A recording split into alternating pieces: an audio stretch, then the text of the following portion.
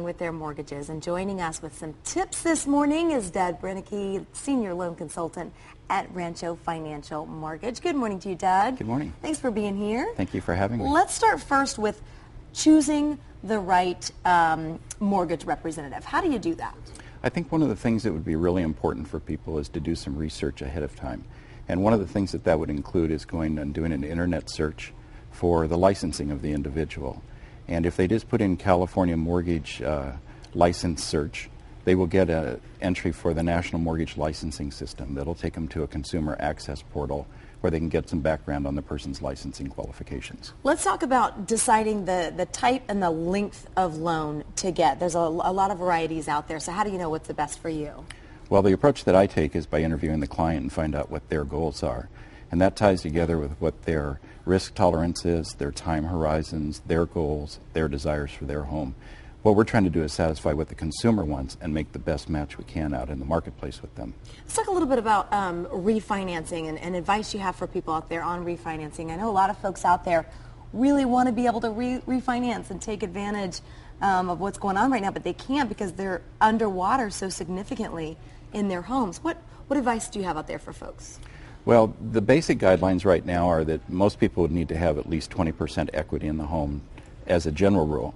But there are government programs that allow borrowers to still refinance and take advantage of today's lower rates, even though that they may be close to underwater or have 100% of their home value already consumed by the financing against it.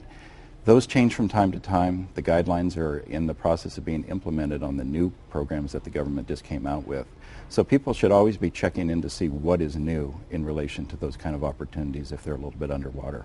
Do you feel like now is a really good time to buy for folks out there? Well, interest rates have been at historic lows and have been staying in a very low range for a long period of time now. And the Fed seems to be making the commitment to next year continuing to keep interest rates low. So I don't think people should wait and think that they're going to be around forever, because something could happen in the economy to make them go away pretty quickly.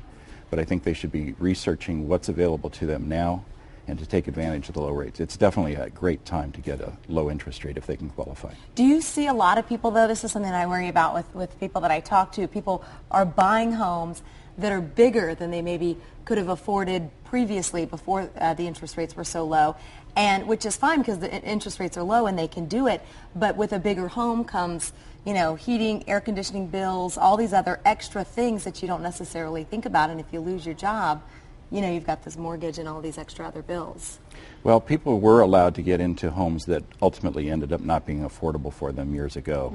And where the pendulum was way out here on being very lax on qualifications and basically approving a lot of people who otherwise shouldn't have been qualified, it's now way over here on being very stringent. So on the new loans that are being created now, they should be very high quality because the underwriting standards are being looked at very tightly and adhered to very tightly. But along the lines, yes, certainly a lot of people got in with high mortgage payments, homes that they really couldn't afford, and attendant to that is all of those things that you said, higher taxes, higher property insurance, things like utilities and things like that that could put them in a tough financial straits. How much down are you recommending people put? How much when they buy a house? Well, there are a lot of different programs out there. The industry standard basically is 20% down. Is. Okay. But that's on a conventional loan. FHA still allows a borrower to get in with as little as 3.5% cash down. Bottom line that you want folks out there to know that they're maybe considering taking advantage of the home buying industry right now. I would say basically do your research. Make sure that what you're looking at is affordable for you, and to start way ahead of time. Don't wait until the last minute where you think, oh, I'm going to go out and start looking at homes this weekend. Start planning ahead of time so that you know you're solid on your credit report, you're solid on your cash position, your job is stable, and your income is sufficient to be able to qualify for that mortgage. Doug, thank you so much for joining us this morning. We really, really appreciate it. And Thank Doug you. is the author of Home Sweet Home, Loan Essential Concepts for the winning the mortgage game, and that book is available right now. Thank you for joining us this morning once again, Thank Doug. you. We appreciate it. Nice to meet you. Thanks. All right, Raul, back over to you. All right, Erica, thank you. Next on